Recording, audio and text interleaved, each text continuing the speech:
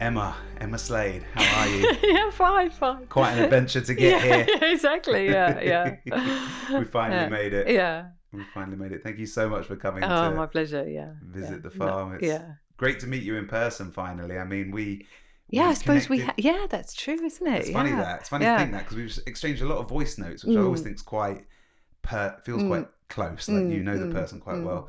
But we met because we did that Oxford Union debate 3 or 4 years ago in lockdown, a very weird time. Yeah, it was, wasn't it? Yeah, and I can't even remember what it was about. Was it about financial companies doing good or not doing good or something? I can't remember now. It was, will this house sell out? And it was a question of... that's right. Is it moral to work in the city? That's right. Yeah. And it was you and me versus the MD of Citibank and a big sort of investment banker guy, Ruffer. But we won, didn't we? We did win. We did win that one. Yeah, that did feel good. Yeah. And it says something about the next generation and how they feel and their sentiments, at least in that kind of group of people, at least. But it's been a while since then, and we're finally in the analog in person. So thank you so much for coming. Yeah, lovely to be here. Really lovely. Yeah. I'm really excited about today's conversation. Okay. To explore where you've been, where you are now, and what the next chapter is going to be. But as you know, this theme is all about listening with. It's trying to just forage, if you like, from different worlds to think, what do different places and spaces have to say about listening and its value and where it sits in our life. And we'll get onto all of that in a bit. But one of the things we love to do at the beginning to try and get to know people in a slightly different way, instead of the usual script of here's my CV and that's what's on my website, is to play a little game with a few cards. Love a game. Catching you by surprise. Yeah, but, no, that's okay. So I'll show you. Some of them have numbers on them. Okay. And some of them have these all like pictures like that. Okay. So the first one I've got is like this. So is that your artistic work, is it? Artistic is general, but it is my work. Okay, so this is a quite hard to define shape, in my opinion. Yeah. So I guess it makes me think of the crescent moon. Probably a quite fat crescent moon. So I'm not sure if we even call it a crescent moon. And I guess, yoga and Buddhism, we work off the lunar calendar, and certain practices are done at certain days according to the phase of the moon. And so that's what it makes me think of. So what, for example, is the crescent moon about in the Buddhist calendar? Well, you just think about the, just the picture of the moon appearing gradually, and then just the cycles of the moon and disappearing, right? So I know we think Tuesday, Wednesday, Thursday, Friday, but it's just a completely different way of thinking about time and where we are. So full moon is considered very auspicious, and so any practices that you do on a full moon day is considered to be much more powerful.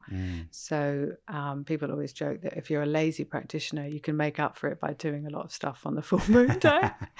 And so I think it's just a nice kind of very simple but profound connection between yourself and time and your practice, So I guess it's these practices come from a world before clocks, don't they? So the moon was the way of giving you that orientation.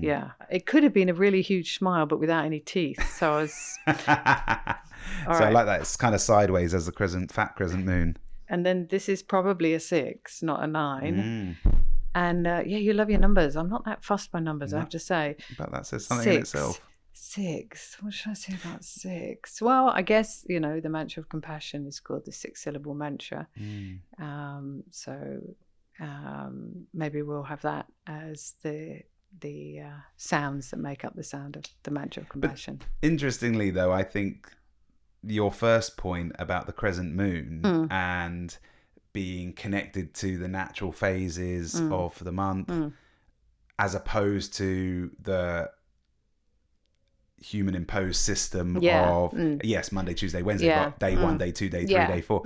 Kind of in a way, your sort of lack of immediate interest in the numbers sort of says something, I feel like, part of the same story, really. It's like maybe there's something about, and we'll hear more about your practice and what it means to you, but that kind of being more connected to the actual world that we're in. Is that fair to say? Well, I mean, I just think, I'm sure for some people have a profound connection to numbers and they open up worlds and thoughts and possibilities, right? For me, they don't really, to be honest. So in my heart, I don't feel very connected to numbers. They're highly useful to function on a very transactional level in this world. But as a human being, they feel a construction that I don't... It's useful, but it's not very fundamental to me. Yeah. But I'm sure there are different people that aren't like that. I remember we had a very famous mathematician come to Bhutan, and he was talking about zero and how everything arises out of zero. And obviously, in Buddhism, we have the notion of everything is possible. A state of emptiness is a state of infinite possibility. At that point, I got vaguely interested in numbers, but it didn't last long. So it's kind of slid away again, I think. Yeah. Well, it's funny. When I moved to Surbiton and got my flat there back in the real world, or not the real world, the constructed world, let's say, one of the things I noticed was on every street corner is a clock, a big clock. Oh. So there's one above the train station. There's one above the church. There's one above the shops. And I realized... doesn't matter what sector of society it is, every sector, transport, religion, it's all interested in the management of time. And it was funny because I was telling my neighbors about this, and they're cracking up laughing, saying Dave hates time. But I quite liked it. They didn't understand me at all, but brilliant. I quite liked it because I thought, yes, there is a more basal reality outside of the constructs that we've made and adhere to, that they're all helpful and they're all useful, but there's some more fundamental sort of way of connecting and way of being outside of all of that I am attached to and love. And so it kind of manifested in this funny way of saying Dave hates time. Yeah, I mean, it's interesting, in Bhutan, if you do long-term retreat in Bhutan, the one to kind of aim for is a 3-year, 3-month, 3-week, 3-day retreat. Wow. Right? And I remember sitting in Thailand with one of my teachers, and he said, okay, I'm going to explain to you why it's this amount of time, 3 years, 3 months. And it all comes down to an incredibly accurate calculation that would have been made like thousands of years ago or whatever, about how many breaths you take in a day. That they had already worked out, which is now proven by science. And it's about how, doing intense practice for that number of breaths is, it's essential. So they backed out the time of 3 years, 3 months, whatever. Based on the number of breaths. Wow. And that was kind of interesting, so that, again, I found that interesting, but on their own, just a number is not particularly fascinating. Because you're, if I'm right in saying, the first Western woman to be fully ordained as a Buddhist nun in Bhutan. Yeah, that's right. Yeah. So how did that come about? Well, I guess lots of causes and conditions. I guess, there's people and places and times and conversations, etc. But I guess the main impulse would be a feeling of karma, I guess, that's what you would put it down to, that your latent karma or latent possibility kind of ripened in this lifetime. And so there's certain agents involved in that, like my lama and etc. But I think, I think there was a very strong feeling of a strong current pushing in that direction, and it came real. And forgive me, but for those that aren't familiar, what do you mean by karma? And I know people will know Dalai Lama, but does Lama mean teacher? And what do you mean by Lama, karma? not karma. Oh, Lama and karma. Yeah. Oh my goodness. Okay, the Lama is easy. The karma is a very complicated concept in Buddhist philosophy.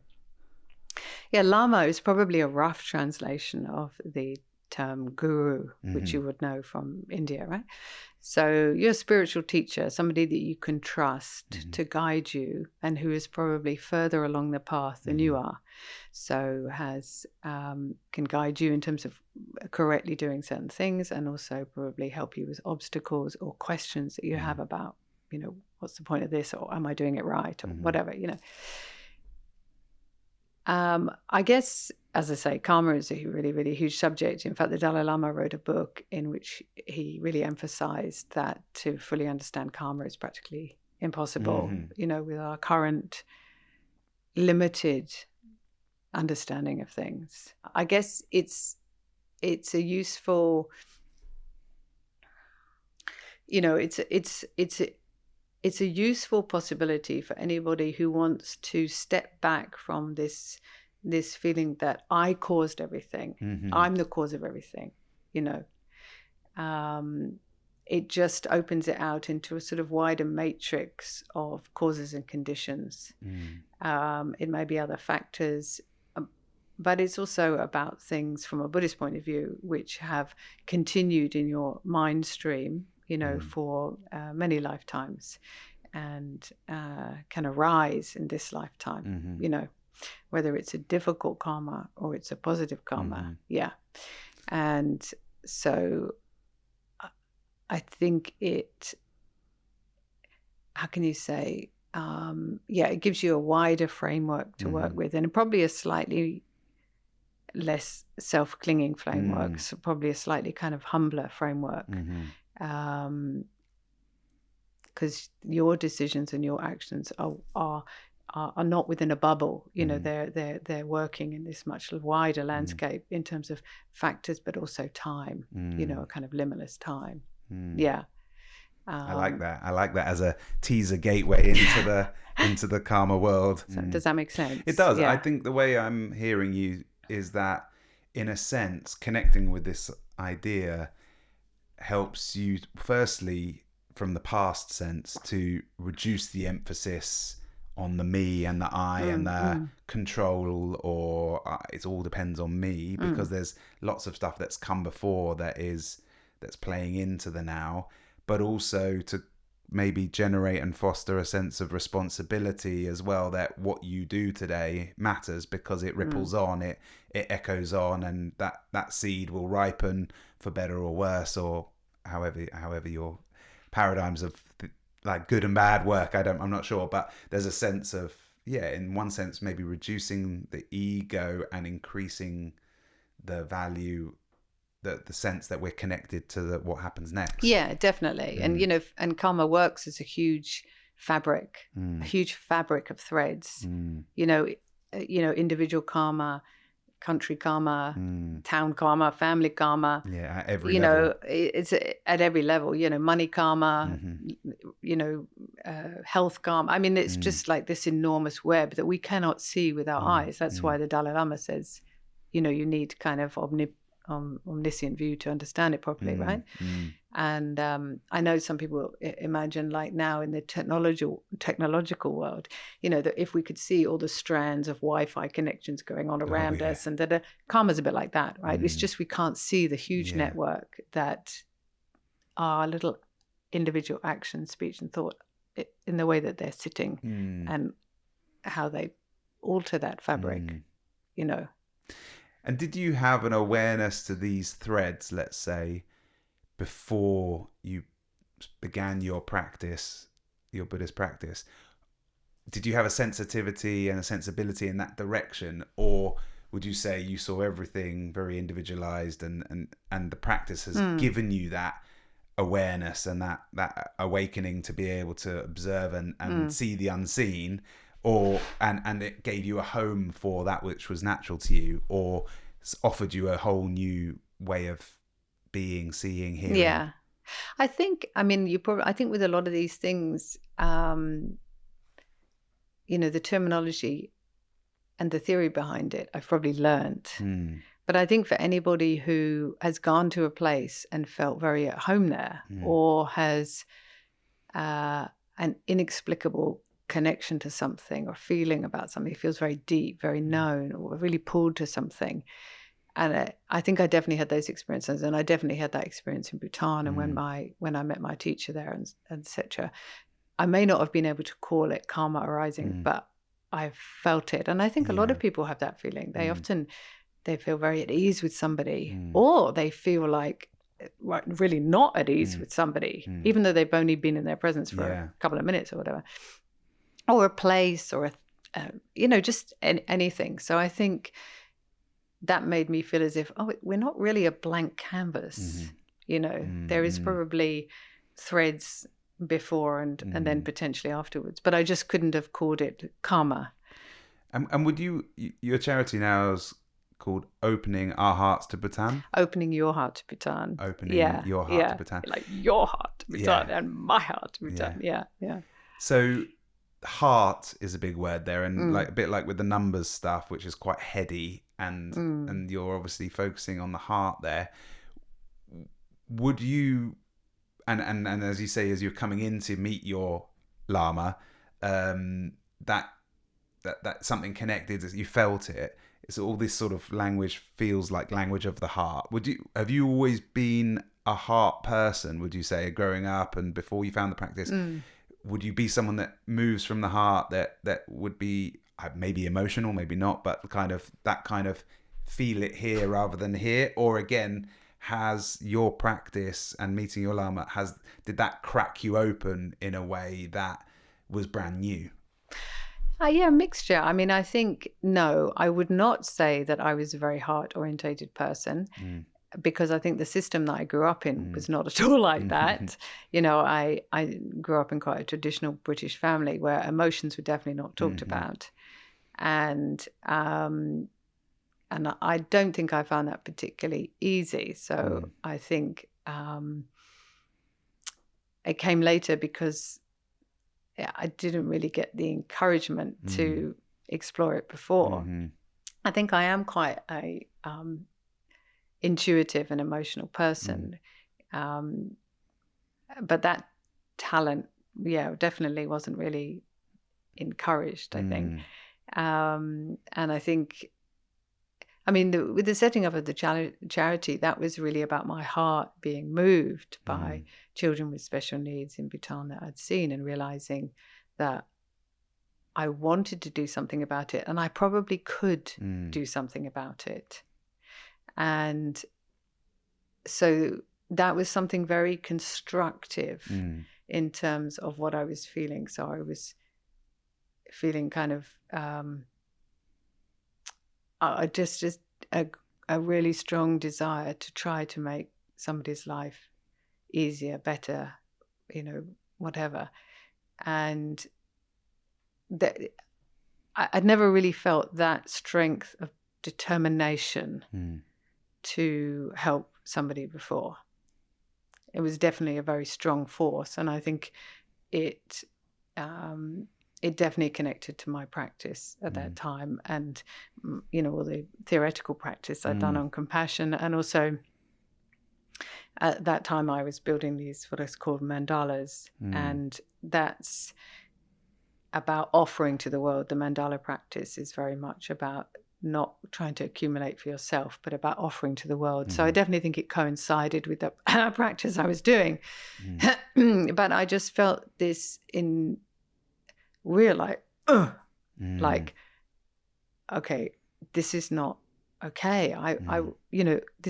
This can be better for this child. It can be better for this child. And if I can just use my sort of gumption and just do something, right? So I felt compelled into action, positive action, And were you way into your practice by this point? Yeah, I was. Yeah, I definitely was. And you think that fostered the ground that this moment kind of landed on? Yeah, I think so, because I think although I probably was naturally quite a sensitive, emotional, intuitive person, I don't think that I wouldn't have said that was, in my definition, a positive thing. I would probably have put those qualities in a negative thing, leading to, being emotive, being confused, being shy, feeling like, okay, I want to do this, but I should do that, all of that kind of stuff. So I think, with practice, a lot of that dropped away, and particularly, doing the practice of compassion, I think it did allow my courage to, bring my energy together to help others. I think it did really help. Did really help that. Yeah. Because I don't know if you would have the same definition, but my sense of what compassion is a sort of empathy in action. So to have the empathy, to feel something, is not enough to describe something as compassion. For me, and you may see it differently, but to me, it's that feeling that comes in and arises that then there's a compulsion to connect and do something and almost make it manifest, make it real in some way of behavior. Otherwise, so I think, I guess my question would be, how do you see compassion? Yeah, I mean, it depends. It is an interesting point, because it depends which text you want to refer to. So largely when you study compassion, it's a mental state which you're developing, right? And the main driver behind it is the wish that all beings are free from suffering. And when we examine different levels of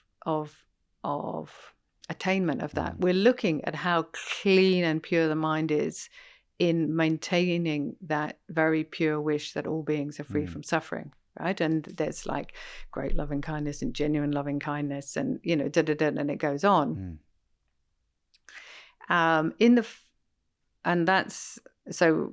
Actually, like if you read that in a Tibetan master like Gampopa, it won't actually say, and then, you do this and you give them that and whatever, beyond a very basic level, because it's about the mind of the practitioner.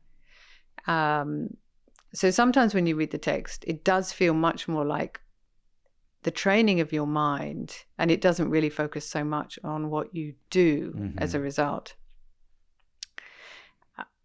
Having said that, one of the main deities symbolizing the mind of compassion is called Tara. And all the Tara deities, they don't sit in full lotus or half lotus like the Buddha. They sit with one leg in and one foot down, touching the earth. And that is said to symbolize that they are going to enter the world and act in the world with their compassion. So we kind of see both sides, but the unadulterated nature of the action will depend on the unadulterated nature of the mind. So if, for example, you really have to think, if you're going to do an action which appears compassionate, but the mind that is doing it is very self-grasping or got some kind of ulterior motive or whatever, even though the action may have a short-term compassionate outcome, actually from a Buddhist point of view, you probably wouldn't do it. So if you're going to give a sandwich to a homeless person, when actually you're really annoyed by them, you hate them, and you wish they'd get out the way, it's better not to do that action. So we kind of look at both sides. Because the intention and the mind, or the ripples that you send out underneath the action, are as important or more important than the action itself. More important. And it's the mindset which drives karma. That's the most powerful. The engine of karma is the mind behind the action, the mind behind the speech, the mind which creates what we would call a thought. I would love for you to bring a sound into the room, as we ask everyone who comes to visit us. And obviously I forgot to ask you to bring any kind of instrument with you, but you had a great thought to play something that sounds like, would rather not hear too much about it before we hear it. I'd rather hear it and then talk about it after, if it's possible. But would you be up for finding that? Am I blushing now? I got a little bit red. Okay. No, you look, don't think of myself as a musician. So there are 4 syllables that we use to dissolve. How can you explain it? Dissolve. True being or deity or greatest potential or whatever it is, into our own mind stream, in order to be indivisible from our kind of greatest potential, to become a Buddha, etc. So I think I'll just sing those 4 syllables, but thrown on me. I don't know. Okay. So as I do this, I'm imagining 4 kinds of movements in space, ending at my center of my chest here. So I'm not just making the sound, I'm doing a visualization at the same time. All right? Yeah. Where are the 4 spaces? So from the crown of the head, going outwards, and then returning back, and then going through down the central channel of the body into the heart. Okay. All right. Nice. I'll shut my eyes, I think. Okay. Za.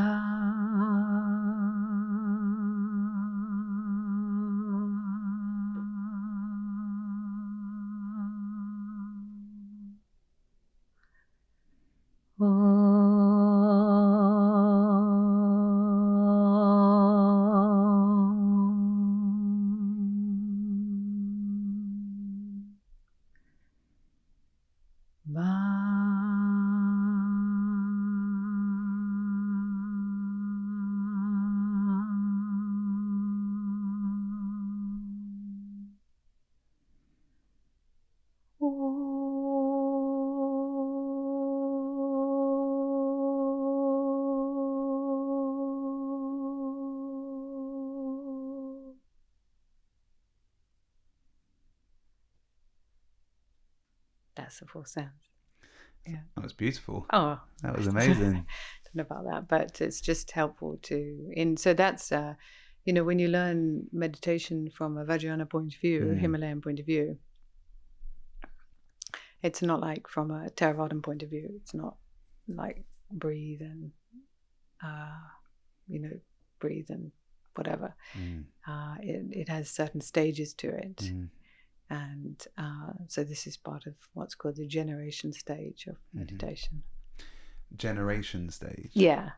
So it's 2 stages, generation and dissolution. So in Vajrayana Buddhist practice, knowing that our mind is full of fabrication, full of elaboration, right? Rather than denying that, we kind of use it. And then we consciously dissolve whatever we've fabricated and rest. So it's a different thing from going, like going around in the world, sitting down, breathing and thinking, then you can rest your mind, because your mind is usually too caught up in the conceptual world. So we first of all, we sort of turn that and then we dissolve. But and the room feels calmer, stiller. Oh, okay. Everything to me feels much more, it has a powerful effect, I think. A much gentler space, it wasn't exactly an aggressive space anyway, but even, another layer of gentleness, I guess it feels like. But there's the dissolving, but then you're saying this is the more generation practice. This here is generating, but actually, at the end of the whole, there is a moment of dissolving, right? Because we're dissolving that sound into our heart space. And when you dissolve something, then there's emptiness, isn't it? Once you've dissolved something into something, there's nothing there to cling to, right? Yeah. I see what you mean. So at the end of that practice is the dissolving sort of thing. Yeah. But so just for my own sake, I kind of got that the first note is the ow, and then the second note, which I found to be interestingly a bit stronger than the first note. So it kind of felt almost like the bandwidth that stuff was coming in Yes, that's was correct. bigger, stronger Yeah, than the yeah, it bandwidth should going be. out. Yeah, it should be. Which made sense as to it. And then the third note Bum. was that the sinking? Yeah, bum. Yeah. But then the fourth note is higher and more angelic. Yeah, it should be clear. Clear. Yeah. Whole should be clear. Yeah. But it was, yes, it was that, but it also felt more heavenly, more a higher note. And what's the movement associated with that fourth note? Is that still sinking into the heart more? That's where the disillusion is taking place. Okay, I see. Yeah, So and then non-grasping is occurring. I see what you mean. Yeah. So in that sense, just taking it on face value, it feels like the practice is to say that the light then emanates from inside, the heavenliness or whatever. Once you know, the practice it's inviting you into is to sort of out and then take in the bigger story, possibly to sink in, and then that is where the engine room is, where the light emits from. Would that be?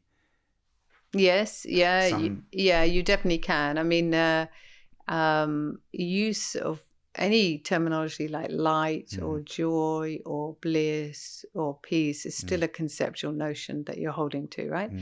But the most of generation stage visualization is done in the form of light, just to stop us grasping at continually making solid things to grasp to, right? But even kind of trying to name it as light or grasp it as light is still the same issue, right? But yeah, definitely moving from it's thinner. Yeah. As you move to light and sound for and sure. these less material. There's a spectrum almost of materiality and individuality. And the lighter you can get, no pun intended on that, the closer you're getting to the nothingness or the not holding on to anything material anymore. Yeah.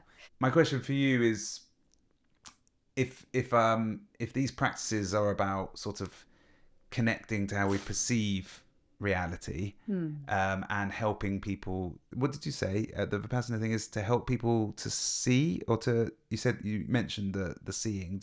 Yeah, Vipassana means insight, or it would be hlatong in Tibetan. So tong is a verb for seeing.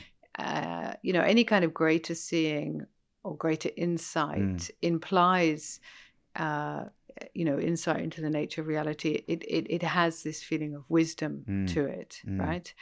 A deeper understanding of phenomena. Even insight, for example, the word insight is laced with the sense of sight. So I guess my question to you, really, from a Buddhist perspective or from your own perspective, however you desire to take it, is what role do you think listening and hearing has in our human experience? Does Buddhism have much to say about listening and hearing? Yeah, I mean, this, okay, so first of all, let me see, what should I say? First of all, I should say that, from a Buddhist point of view, we have 6 senses, not just 5, because the mind is mental consciousness is also seen as the 6th sense. So it's not just 5. Okay. And they all work pretty much in the same way. There's an object. So this is my glass, right? I can hear it, or I could see it, or I can smell it, or I can taste it. For sure, I can taste it, right? So there's some kind of object, and then there's a subject here, and there's a relationship between the object and the subject, and based on the contact, whether it's mental, whether it's touch, whether it's smell, whether it's sight, from that contact, some kind of response is going to arise, right? I'm either going to like it, right, or I'm not going to like it, or something like that is going to happen, right? So then we have those 3 aspects: object, subject, and the interrelation between them two, which leads to attachment, which leads to hatred, which leads to wanting, which leads to all kinds of grasping, right? So actually the way that all of our senses operate until we're really quite advanced is exactly the same. And so this question about whether or not seeing leads to hearing or hearing leads to seeing, the way those two connect, we wouldn't really particularly look at in Buddhism. We're much more interested in, okay, how do each of these six senses, six field senses, operate to cause suffering to us, or how do they operate to free us from suffering, right? So that would be something that we would explore. You know, in the first instance, all of Buddhist teaching is really to help us be a kinder, wiser human being, you know, which is slightly different from understanding the nature of reality, you know. So that compassionate, skillful side is over here. And then we have wisdom into the nature of reality over here. So when you're talking about, you know, listening, maybe more active listening, more empathetic listening, listening that builds connections rather than destroys connections, something like that. We're in this skillful, compassionate area, right? Where we've probably still got all these aspects, right? It's just I'm becoming kinder and more skillful with dealing with the object, right? Yeah. But it's still very much in that world of becoming skillful. Yeah. You know, ultimately all sound is emptiness. You know, all form is emptiness. Emptiness is all form. Emptiness is sound. Sound is emptiness. They don't. That's not going to. I mean, it may help you when you're listening to somebody, but I think the skills of compassion and empathy are very useful in listening, and it may be useful that to understand the nature of reality, the empty nature of reality, when you're listening to somebody as well. But on the whole, I think they are they're what we would call a skillful method. Yeah. I see what you're saying. I think it is really clear actually that, you know, in that way you would bucket all the senses, including the mind.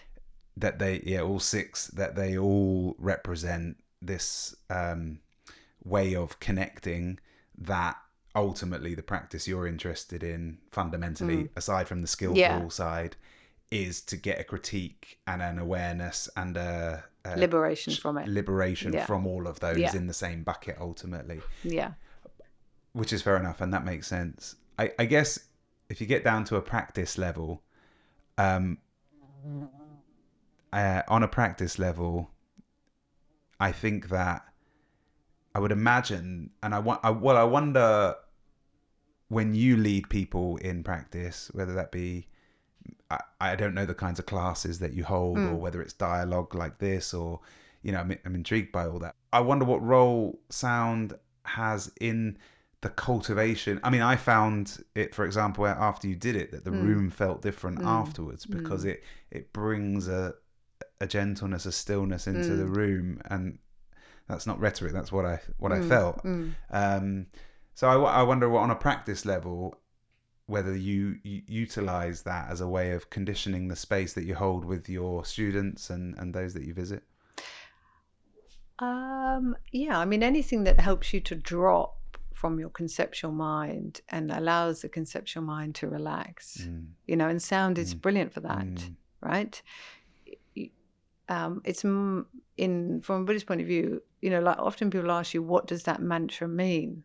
You know, like Om Mani Padme Hum or whatever. And because we always want to know what something means so we can grasp to the meaning. And of course, sound gets beyond that, doesn't it?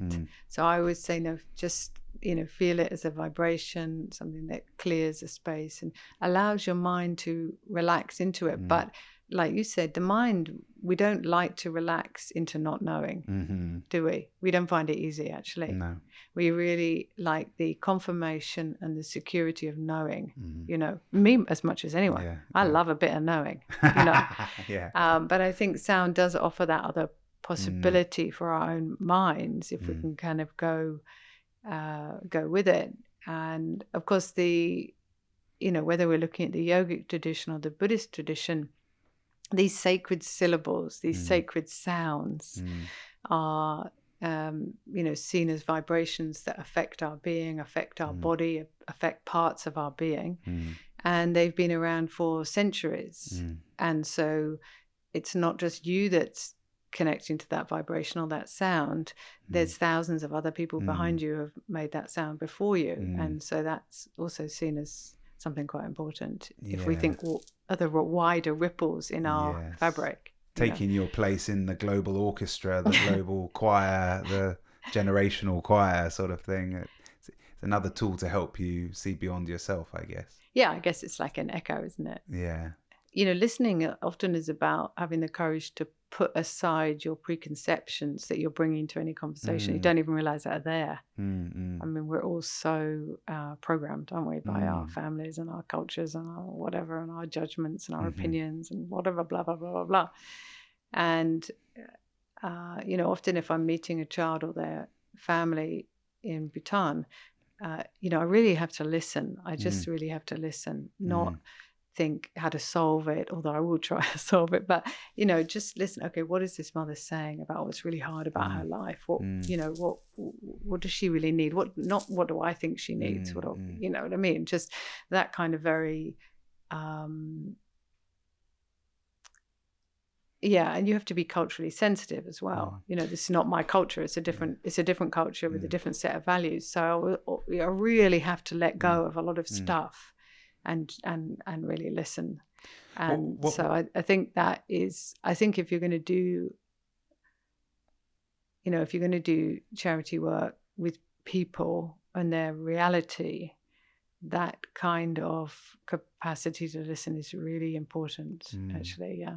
Well, one thing that's just occurred to me, informed by what we're talking about and how I observed you come into the farm today and being really listening and creating lots of space for Pietro, our farmer in residence, and the kind of 5-minute chat just to say hi was all about Italy, all about your experience there and connecting with him on his territory, if you like, as an Italian. One thing that strikes me that I have not thought of before, so I'm thankful for this, is that I think there's something more temporal about listening, hearing than seeing. So I think what you will observe, what you see when you arrive at the farm today, for example, okay, some things might be moving past very quickly, like a bird might be coming past right now, but the buildings, the way the fences are, a lot of that stuff will be quite, not permanent, but quite consistent over long periods of time. But I think when we tune into listening, you're listening to literally what you're hearing from that person in Bhutan, what you're hearing from Pietro as you arrive. And I wonder if there's sound maybe comes and goes more quickly, and hearing people, what they choose to say in this moment is more bringing us into the moment, maybe more than that what we normally see. I'm really reaching at something here. Yeah, but I'm not sure. I mean, I think, you're really talking about your perception right now. So, if you studied impermanence of phenomena, then you would not feel like that about the fence and the buildings, And so, and to be honest, sometimes somebody may have heard something, like they were called something unpleasant as a child, and they, you can talk to them 40 years later, and it's like they still hear it reverberating, right? So I think it's a bit dangerous to just apply impermanence to one sensory form of the same pattern versus another. I personally, I wouldn't do that from a Buddhist point of view, right? No, I like that though. I like what you're saying about that, and how things reverberate through time in different ways, through memory and stuff. It's just to do with our whether we make things solid and not of their nature, or whether we don't, right? Which is to do with perception of their ultimate nature, and whether things are rainbow-like. So your fence could be rainbow-like, or a conversation we have could be rainbow-like. It's to do with your perception, right? So I probably wouldn't make that distinction. What I think is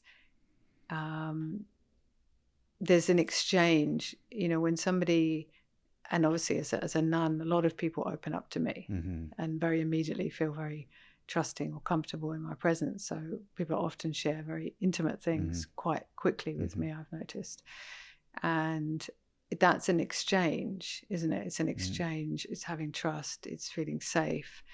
and they might say something, and I will definitely do my best to listen. There's an emotional aspect to that, which I guess is different from being an observer on a fence or a, if the fence spoke back to me and said, I'm having a really hard time here, nobody's painted me for ages, and I'm feeling a bit like I'm about to fall down. It's an exchange, right? Yeah. In the way a conversation is an exchange. But often with our visual experience, we're just looking at things, right? It's not that kind of same sort of exchange, I guess, on a very basic level. I'm just talking from a very basic level. I guess this is where it comes back to compassion, is sort of wondering what is in our limited sensory perceptions of reality, how do we encourage that connection that leads to care? Because without connecting, you can't care. I mean, how could you care about something that you're not aware of, that's not in your field of vision? And well, I'm using that sense now, but in your field of perception, sort of thing. So maybe I like tools, if only slightly gimmicky at times, possibly, that kind of cultivate more of ability to connect wider or deeper than you might otherwise. And maybe listening holds a little bit of that. Yeah, definitely. Obviously, I mean, that kind of human communication. I mean, for anybody who's had a baby, and a baby starts, like it's got a rash on it or something, it's got a red rash on it. One of the hard things about a baby is you can't say, what happened there? Is that hurting? Do you need a cream on it? Does it feel hot? If you've just worked on that sensory thing where you can't communicate and listen and respond and find the right way to help them, it's much harder, right? So you wait. You wait. Where can people find you? Where can they hear from you? Can they come and see you in person? Yeah, are you for doing sure. events and talks? I mean, I'm happy to be invited to things. I mean, I'm not so good at organizing things. I think it's nicer if people invite me for things. That's easier for me, and so they can easily find me, Emma Slade, on the web. There's a web page, the charity Opening Your Heart to Bhutan is very much on the web. Are you doing some projects at the moment with the charity? Oh yeah, we're doing endless projects. Yeah, just say a couple. What just kind say a couple. Of things? So I mean, obviously we have this focus on helping educate and care for special needs children in Bhutan, right?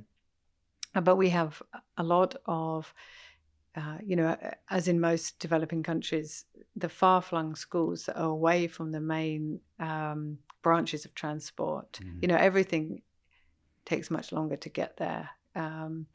So any positive change like clean water or footbaths or whatever it is, or something to make the kitchen safe. And I mean kitchens, we're talking, kind of open fire with a pot on it for a school kitchen. Those hard to find far-flung schools, they really need our help. So we do a lot with those as well. So we're doing some in Shemgang at the moment, one of the poorest Songkhaks in Bhutan. And I mean, I just got an email yesterday from somebody in Bhutan, in Samsi Songkhak, just saying, we're in a really rural school. I really need to improve the facilities for my children. Can you help? And I just immediately answer, and then I put her in touch with our in-country representative, Ugen Sering, and then together we will assess what the situation is, how many children there are there, what are their circumstances. We need to always check that the school is viable into the future, because like any area, like any country which suffers from rural migration into cities, which is often a big part of a country's development, probably was here as well. People flock to London. I just want to check that if we improve the facilities, that the school's going to be there in 20 years' time. So if people even have a few quid, then... Oh, gosh, yes, few quid. Few quid goes a long way in Bhutan. Yeah, exactly. And in your own heart as well, knowing that you're connected to it. Yeah, it doesn't... The amount is not... is not important. As I said before, the purity of the intention... is for their own mind stream and their karma, their own future is most important. Is there anything else as we wind up, Emma, that you want to, anything at all that you would like to leave as a parting word for anybody listening and watching? I guess, founding the charity is something I never thought I'd do. I mean, I never thought I'd be a nun. I never thought I'd found a charity. And none of the things I've done, I never thought I'd do.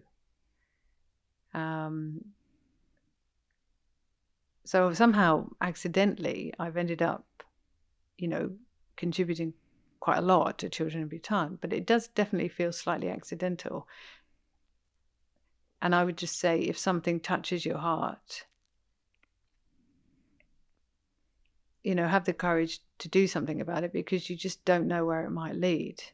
You may not have ever thought you were going to do it, but if something moves your heart, don't question it too much.